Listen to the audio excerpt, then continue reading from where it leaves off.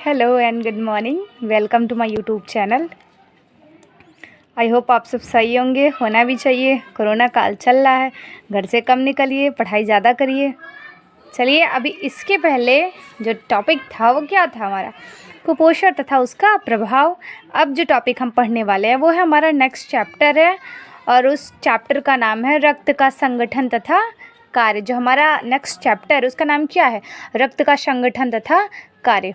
तो चलिए, सबसे पहले हम जानते हैं रक्त कहते किसे हैं। रक्त, ब्लड, जो हमारे शरीर के लिए बहुत आवश्यक है। अगर रक्त ना हो तो व्यक्ति जीवित नहीं रह सकता, क्योंकि रक्त के बिना शरीर की कोई क्रियाएं संपादित होती नहीं है। जो रक्त होता है वो शरीर के विभिन्न भागों में ऑक्सीजन पहुंचाने का काम करता है, और अगर रक्त ही नहीं होगा तो हमारा शरीर क्या करेगा, कार्य नहीं कर पाएगा। ऐसा भी माना जाता है कि 3 मिनट के अंदर अगर मस्तिष्क को रक्त ना मिले तो मस्तिष्क काम करना बंद कर देगा, और जब मस्तिष्क ही काम करना बंद कर देगा तो व्यक्ति क्या कर पाएगा, कुछ कर पाएगा, नहीं कर पाएगा। तो चलिए हम पढ़ते हैं सबसे पहले रक्त का घटक, या रक्त किसे कहते हैं। तो देखिए, रक्त चमकीले लाल रंग का तरल पदार्थ है जो शरीर में अविराम गति से दिन रात भ्रमण करता है। जो हमारा रक्त है, जो हमारा रक्त है क्या, वो लाल, चमकीले लाल रंग का पदार्थ होता है, और जो शरीर में अविराम गति से अर्थात बिना रुके भ्रमण करता रहता है। अब रक्त में निम्नलिखित तत्व पाए जाते हैं। रक्त में कौन कौन से तत्व पाए जाते हैं। सबसे पहले आप लोग देखिए रक्त का ये क्या आकार कैसा होता है। देखिए, ये है हमारा रक्त। रक्त में क्या क्या चीज़ें होती हैं, प्लेटलेट्स होता है, प्लाज्मा होता है, सफ़ेद रक्त कणिकाएँ होती हैं, और लाल रक्त कणिकाएँ होती हैं। मतलब रक्त की जो एक बूंद होगी उसमें इतनी सारी चीज़ें मिली हुई होंगी, तभी वो रक्त कहलाएगा। अब हम पढ़ते हैं प्लाज्मा। जो रक्त के निम्नलिखित तत्व हैं उसमें सबसे पहले हम पढ़ते हैं प्लाज्मा। प्लाज्मा होता क्या है, यह पीले रंग का पदार्थ है। रक्त का संपूर्ण आयतन के आधे से अधिक भाग में प्लाज्मा होता है। जो प्लाज्मा होता है वो पीले रंग का पदार्थ होता है, तथा रक्त का संपूर्ण आयतन के आधे से अधिक भाग में प्लाज्मा होता है। जो प्लाज्मा होती है उसमें 90% जल होता है और 10% रासायनिक तत्व होते हैं। वो रासायनिक तत्व कौन कौन से हैं, प्रोटीन, खनिज लवण, vitamin, glucose, nitrogen, oxygen, urea, uric acid इत्यादि। ये सारी चीज़ें जो होती हैं, 10% जो रासायनिक तत्व हैं ये सभी चीज़ें होती हैं, और जो 90% होता है वो प्लाज्मा में जल होता है। मतलब 90% वाटर होता है, और 10% में अदर चीज़ें आपकी जो प्रोटीन, विटामिन, खनिज लवण जो भी चीज़ें हैं वो चीज़ें आ जाती हैं। ठीक है। प्लाज्मा में 3 ठोस पदार्थ घुले रहते हैं। जो प्लाज्मा होती है उसमें 3 ठोस पदार्थ घुले होते हैं। उसमें मुख्य 3 प्रकार के प्रोटीन पाए जाते हैं। प्लाज्मा में मुख्यतः 3 प्रकार के प्रोटीन पाए जाते हैं। कौन कौन से प्रोटीन हैं, ये देखिए। एल्ब्यूमिन, जो एल्ब्यूमिन प्रोटीन है यह प्लाज्मा में जल की मात्रा को नियंत्रित करता है। एल्ब्यूमिन प्रोटीन क्या करता है, प्लाज्मा में जल की मात्रा को नियंत्रित करता है। फिर ग्लोब्यूमिन, जो ग्लोब्यूमिन है वो शरीर की विभिन्न रोगों से रक्षा करता है। जो दूसरा आपका प्रोटीन है वो है ग्लोब्यूमिन, ये शरीर की विभिन्न रोगों से रक्षा करता है। जो तीसरा है ये है फाइब्रिनोजन। ये फाइब्रिनोजन जो है वो रक्त को जमने में सहायता करता है। अगर आपके शरीर में विटामिन के की कमी हो जाती है तो ये तत्व नहीं बन पाता, ये प्रोटीन नहीं मिल पाता है, और आपका जो रक्त है उसका थक्का नहीं बन पाता है। और अगर आपका कहीं कट जाएगा तो ब्लड लगातार निकलता रहेगा, निकलता रहेगा, निकलता रहेगा, और क्या होगा, एक समय ऐसा आएगा कि उसकी मृत्यु भी हो जाएगी। ऐसा सूत्रों के हिसाब से पता चला था कि एलिजाबेथ नाम की एक रानी थी, उनके शरीर में ये तत्व की कमी हो गई थी या कुछ हो गया था, जिसके कारण उनका हाथ या शरीर का कुछ बॉडी पार्ट एक बार कटा और लगातार उनका ब्लड निकलता रहा और उनकी मृत्यु हो गई। तो इस जो प्लाज्मा है उसमें इस तत्व का विशेष महत्व होता है, क्योंकि अगर ये नहीं रहेगा तो रक्त नहीं जमेगा, और जब तक रक्त जमेगा नहीं तो एक बार कट जाएगा तो शरीर से सारा खून बाहर निकल जाएगा और व्यक्ति की मृत्यु भी हो सकती है। अब हम पढ़ेंगे प्लाज्मा के कार्य क्या हैं। तो इतना आप सबको समझ में आ गया होगा। एल्ब्यूमिन प्रोटीन होता है, यह प्लाज्मा में जल की मात्रा को नियंत्रित करता है। ग्लोब्यूमिन होता है, शरीर की विभिन्न रोगों से रक्षा करता है। और जो फाइब्रिनोजन होता है वो रक्त को जमने में सहायता प्रदान करता है। चलिए अब हम पढ़ते हैं प्लाज्मा के कार्य। जो प्लाज्मा होती है उसका शरीर में क्या कार्य है, तो देखिए, रक्त को तरल बनाकर नलिकाओं में प्रवाहित योग्य बनाता है। जो रक्त होता है उसको तरल बनाता है, क्योंकि जो प्लाज्मा होता है उसमें 90% पानी होता है ना, तो वो तरल तो होता ही है। तो ये क्या करता है, जो रक्त को ये तरल बनाने का कार्य करता है और विभिन्न नलिकाओं में पहुंचाता है। सजीव कोशिकाओं को पोषक तत्व भी प्लाज्मा ही प्रदान करता है। रोगों के प्रति विष उत्पन्न कर कीटाणुओं को नष्ट करता है। अर्थात ये क्या करता है, शरीर में अगर रोग के बैक्टीरिया उत्पन्न हो गए हैं तो ये विष उत्पन्न करेगा और उन कीटाणुओं को नष्ट करने में अपना सहयोग देगा। रक्त को जमने में सहायता करना, ये जो प्रोटीन है वो क्या करता है, रक्त को जमने में सहायता करता है। शरीर के विभिन्न विजातीय पदार्थ को शरीर से बाहर निष्कासित करने में सहायता करना। ये जो आपका प्लाज्मा है वो क्या करता है, शरीर को जो विजातीय व्यर्थ पदार्थ है जैसे यूरिया हो गया, यूरिक एसिड हो गया, तो इनको शरीर से बाहर निकालने का काम भी आपका प्लाज्मा ही करता है। तो हमने प्लाज्मा के बारे में जान लिया। प्लाज्मा में 90% पानी होता है, 10% अन्य रासायनिक तत्व होते हैं। प्लाज्मा में 3 प्रकार के प्रोटीन पाए जाते हैं, एल्ब्यूमिन, ग्लोब्यूमिन, फाइब्रिनोजन। प्लाज्मा के कार्य क्या क्या होते हैं ये भी हमने पढ़ लिया। अब हम जो दूसरा तत्व रक्त का है वो है लाल रक्त कण।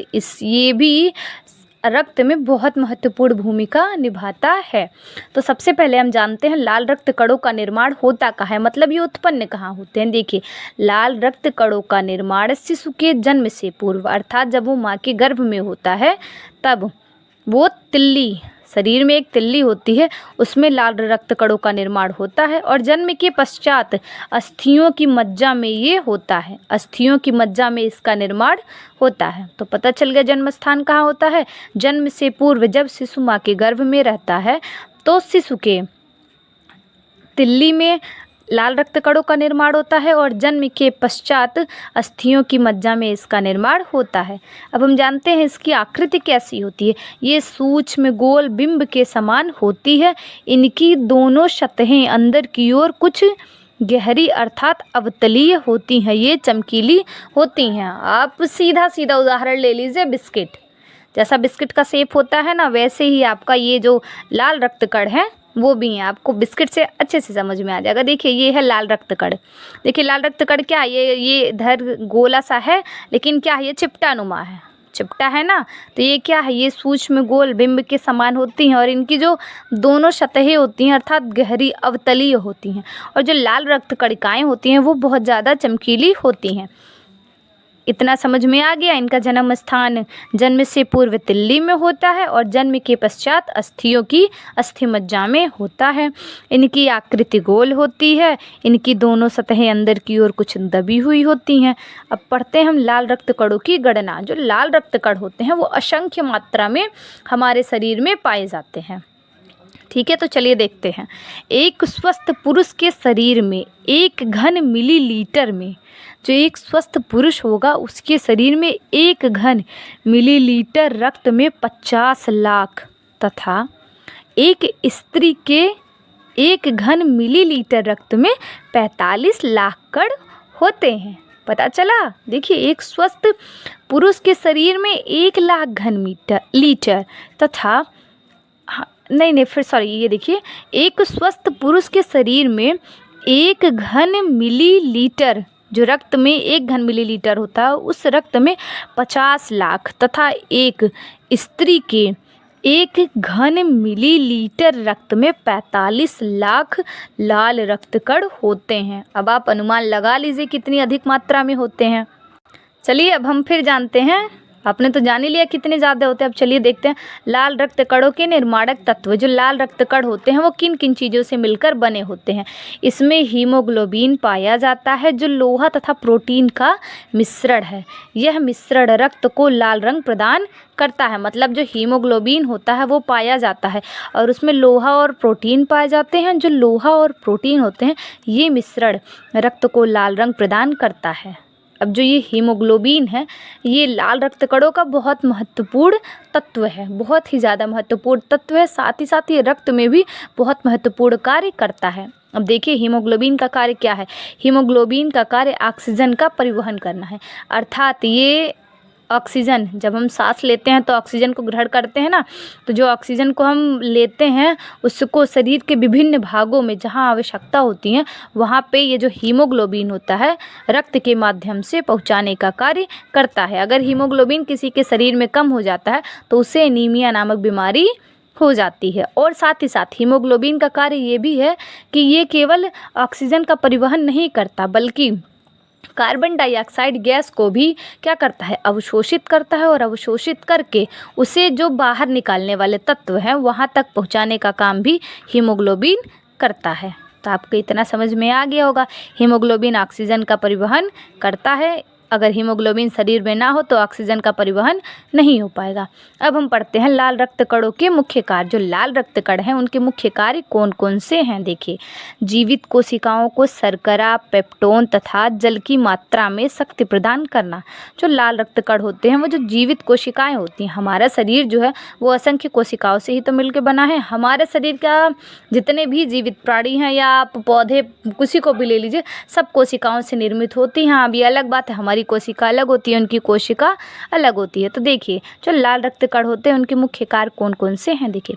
जीवित कोशिकाओं को शर्करा, पेप्टोन तथा जल की सहायता से शक्ति प्रदान करना। दूसरा, बैक्टीरिया को मारने के लिए प्रतिविष की उत्पत्ति करना। जो प्लाज्मा करता है प्रतिविष की उत्पत्ति, यही जो ही हमारा लाल रक्त कण है आरबीसी, ये भी क्या करता है, बैक्टीरिया को मारने में सहयोग प्रदान करता है। रक्त में सांद्रता को बनाए रखना। ये जो हमारा लाल रक्त कण है वो रक्त में सांद्रता को बनाए रखता है। आई होप आप सबको समझ में आ गया होगा। अगर आपको नहीं समझ में आता है तो आप कमेंट बॉक्स में पूछ सकते हैं। अब आपने इतना तो पढ़ ही लिया कि रक्त का संगठन क्या होता है, रक्त में कौन कौन से तत्व पाए जाते हैं। अभी हमने आपको केवल 2 तत्व के बारे में बताया है। अब नेक्स्ट वीडियो में आपको हम बताएंगे श्वेत रक्त कणिका के बारे में। तब तक आप सब आराम करिए और साथ ही साथ नोट्स भी बनाते रहिए, पढ़ाई भी करते रहिए। जब तक पढ़ाई करेंगे नहीं नोट्स तो बनेगा नहीं, तो नोट्स को बनाते रहिए जिससे आप आसानी से याद कर लीजिए। और अगर वीडियो पसंद आए तो लाइक भी करिए, शेयर भी करिए। Thank you so much. YouTube channel, I hope आप सब सही होंगे, होना भी चाहिए। कोरोना काल चल रहा है, घर से कम निकलिए, पढ़ाई ज़्यादा करिए।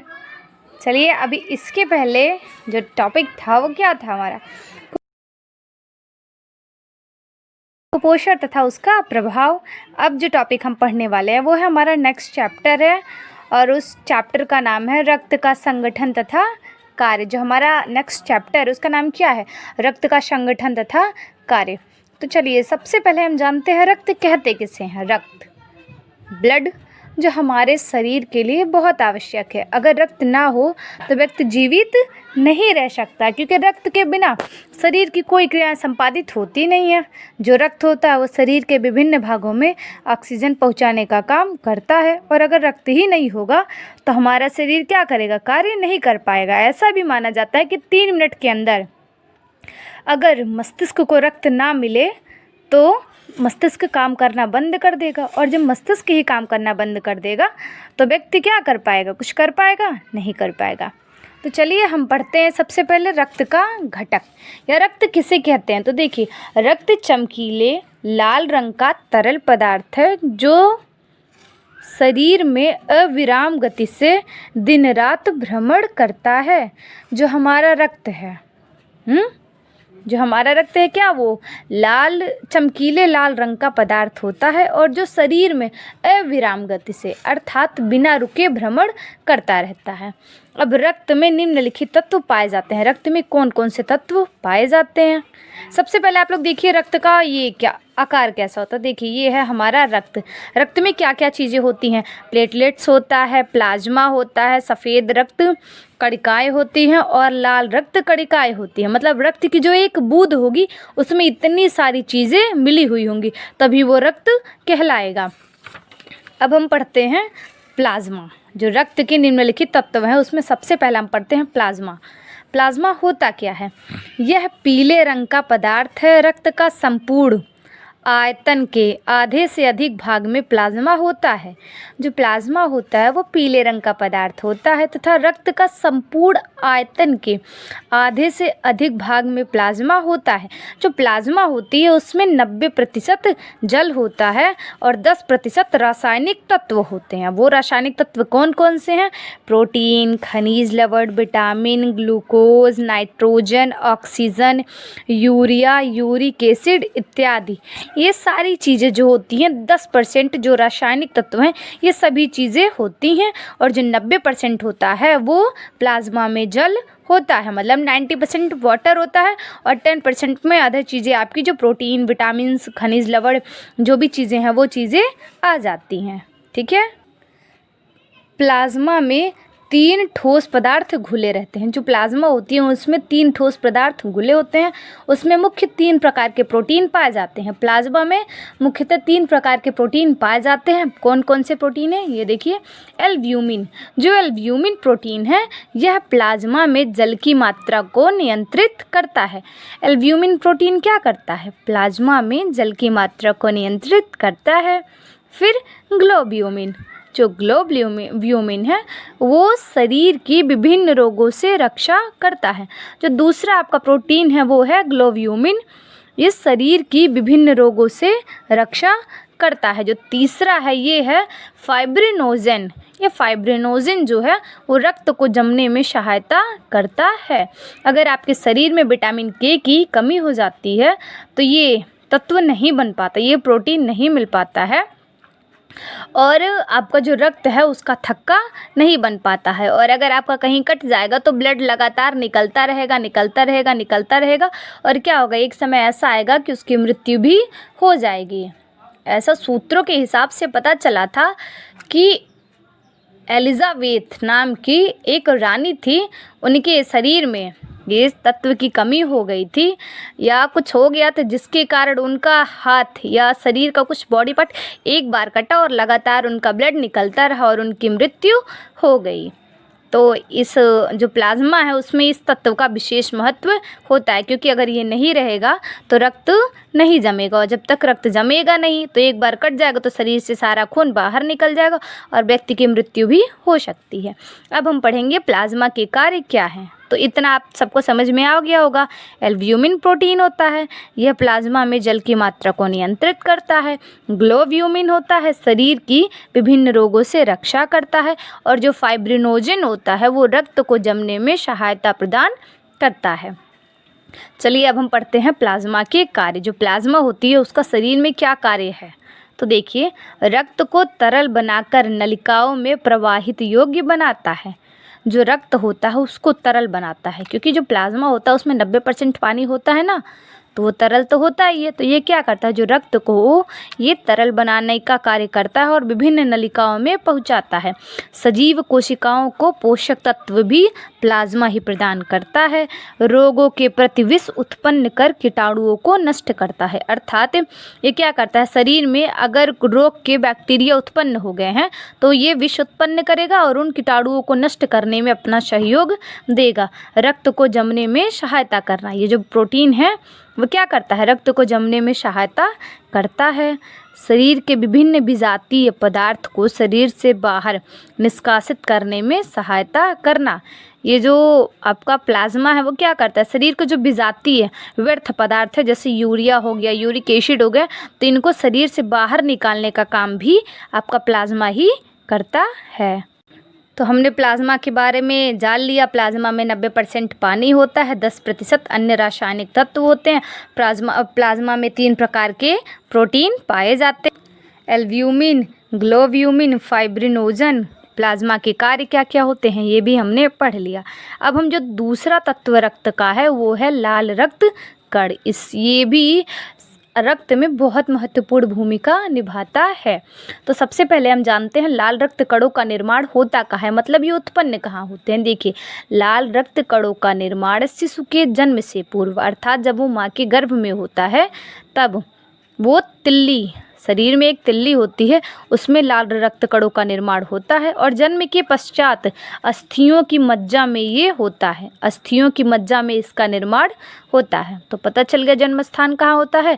जन्म से पूर्व जब शिशु माँ के गर्भ में रहता है तो शिशु के तिल्ली में लाल रक्त कणों का निर्माण होता है और जन्म के पश्चात अस्थियों की मज्जा में इसका निर्माण होता है। अब हम जानते हैं इसकी आकृति कैसी होती है। ये सूक्ष्म गोल बिंब के समान होती है। इनकी दोनों सतहें अंदर की ओर कुछ गहरी अर्थात अवतलीय होती हैं, ये चमकीली होती हैं। आप सीधा सीधा उदाहरण ले लीजिए, बिस्किट जैसा बिस्किट का शेप होता है ना, वैसे ही आपका ये जो लाल रक्त कण है वो भी है। आपको बिस्किट से अच्छे से समझ में आ जाएगा। देखिए ये है लाल रक्त कण। देखिए लाल रक्त कण क्या है, ये इधर गोला सा है, लेकिन क्या है, ये चिपटा नुमा है, चिपटा है ना। तो ये क्या है, ये सूक्ष्म गोल बिंब के समान होती हैं और इनकी जो दोनों सतहें होती हैं अर्थात गहरी अवतलीय होती हैं और जो लाल रक्त कणिकाएँ होती हैं वो बहुत ज़्यादा चमकीली होती हैं। इतना समझ में आ गया। इनका जन्म स्थान जन्म से पूर्व तिल्ली में होता है और जन्म के पश्चात अस्थियों की अस्थि मज्जा में होता है। इनकी आकृति गोल होती है। इनकी दोनों सतहें अंदर की ओर कुछ दबी हुई होती हैं। अब पढ़ते हैं हम लाल रक्त कणों की गणना। जो लाल रक्त कण होते हैं वो असंख्य मात्रा में हमारे शरीर में पाए जाते हैं। ठीक है, तो चलिए देखते हैं। एक स्वस्थ पुरुष के शरीर में 1 घन मिलीलीटर में, जो एक स्वस्थ पुरुष होगा उसके शरीर में 1 घन मिलीलीटर रक्त में 50 लाख तथा एक स्त्री के 1 घन मिलीलीटर रक्त में 45 लाख कण होते हैं। पता चला। देखिए एक स्वस्थ पुरुष के शरीर में 1 लाख घन लीटर तथा ये देखिए एक स्वस्थ पुरुष के शरीर में 1 घन मिलीलीटर, जो रक्त में 1 घन मिलीलीटर होता है उस रक्त में 50 लाख तथा एक स्त्री के 1 घन मिलीलीटर रक्त में 45 लाख लाल रक्त कण होते हैं। अब आप अनुमान लगा लीजिए कितनी अधिक मात्रा में होते हैं। चलिए अब हम फिर जानते हैं। आपने तो जान ही लिया कितने ज़्यादा होते हैं। अब चलिए देखते हैं लाल रक्त कणों के निर्माणक तत्व। जो लाल रक्त कण होते हैं वो किन किन चीज़ों से मिलकर बने होते हैं। इसमें हीमोग्लोबिन पाया जाता है जो लोहा तथा प्रोटीन का मिश्रण है। यह मिश्रण रक्त को लाल रंग प्रदान करता है। मतलब जो हीमोग्लोबिन होता है वो पाया जाता है और उसमें लोहा और प्रोटीन पाए जाते हैं। जो लोहा और प्रोटीन होते हैं ये मिश्रण रक्त को लाल रंग प्रदान करता है। अब जो ये हीमोग्लोबिन है ये लाल रक्त कणों का बहुत महत्वपूर्ण तत्व है, बहुत ही ज़्यादा महत्वपूर्ण तत्व है। साथ ही साथ ये रक्त में भी बहुत महत्वपूर्ण कार्य करता है। अब देखिए हीमोग्लोबिन का कार्य क्या है। हीमोग्लोबिन का कार्य ऑक्सीजन का परिवहन करना है। अर्थात ये ऑक्सीजन, जब हम सांस लेते हैं तो ऑक्सीजन को ग्रहण करते हैं ना, तो जो ऑक्सीजन को हम लेते हैं उसको शरीर के विभिन्न भागों में जहां आवश्यकता होती है वहां पे ये जो हीमोग्लोबिन होता है रक्त के माध्यम से पहुंचाने का कार्य करता है। अगर हीमोग्लोबिन किसी के शरीर में कम हो जाता है तो उसे एनीमिया नामक बीमारी हो जाती है। और साथ ही साथ हीमोग्लोबिन का कार्य ये भी है कि ये केवल ऑक्सीजन का परिवहन नहीं करता बल्कि कार्बन डाइऑक्साइड गैस को भी क्या करता है, अवशोषित करता है और अवशोषित करके उसे जो बाहर निकालने वाले तत्व हैं वहाँ तक पहुँचाने का काम भी हीमोग्लोबिन करता है। तो आपको इतना समझ में आ गया होगा। हीमोग्लोबिन ऑक्सीजन का परिवहन करता है। अगर हीमोग्लोबिन शरीर में ना हो तो ऑक्सीजन का परिवहन नहीं हो पाएगा। अब हम पढ़ते हैं लाल रक्त कणों के मुख्य कार्य। जो लाल रक्त कण हैं उनके मुख्य कार्य कौन कौन से हैं। देखिए जीवित कोशिकाओं को शर्करा, पेप्टोन तथा जल की मात्रा में शक्ति प्रदान करना। जो लाल रक्त कण होते हैं वो जो जीवित कोशिकाएं होती हैं, हमारा शरीर जो है वो असंख्य कोशिकाओं से ही तो मिलकर बना है। हमारे शरीर का जितने भी जीवित प्राणी हैं या आप पौधे किसी को भी ले लीजिए, सब कोशिकाओं से निर्मित होती हैं। अब ये अलग बात है हमारी कोशिका अलग होती है, उनकी कोशिका अलग होती है। तो देखिए जो लाल रक्त कण होते हैं उनके मुख्य कार्य कौन कौन से हैं। देखिए जीवित कोशिकाओं को शर्करा, पेप्टोन तथा जल की सहायता से शक्ति प्रदान करना। दूसरा, बैक्टीरिया को मारने के लिए प्रतिविष की उत्पत्ति करना। जो प्लाज्मा करता है प्रतिविष की उत्पत्ति, यही जो ही हमारा लाल रक्त कण है आरबीसी, ये भी क्या करता है, बैक्टीरिया को मारने में सहयोग प्रदान करता है। रक्त में सांद्रता को बनाए रखना। ये जो हमारा लाल रक्त कण है वो रक्त में सांद्रता को बनाए रखता है। आई होप आप सबको समझ में आ गया होगा। अगर आपको नहीं समझ में आता तो आप कमेंट बॉक्स में पूछ सकते हैं। अब आपने इतना तो पढ़ ही लिया कि रक्त का संगठन क्या होता है, रक्त में कौन कौन से तत्व पाए जाते हैं। अभी हमने आपको केवल 2 तत्व के बारे में बताया है। अब नेक्स्ट वीडियो में आपको हम बताएंगे श्वेत रक्त कणिका के बारे में। तब तक आप सब आराम करिए और साथ ही साथ नोट्स भी बनाते रहिए, पढ़ाई भी करते रहिए। जब तक पढ़ाई करेंगे नहीं, नोट्स तो बनेगा नहीं, तो नोट्स को बनाते रहिए जिससे आप आसानी से याद कर लीजिए। और अगर वीडियो पसंद आए तो लाइक भी करिए, शेयर भी करिए। Thank you so much.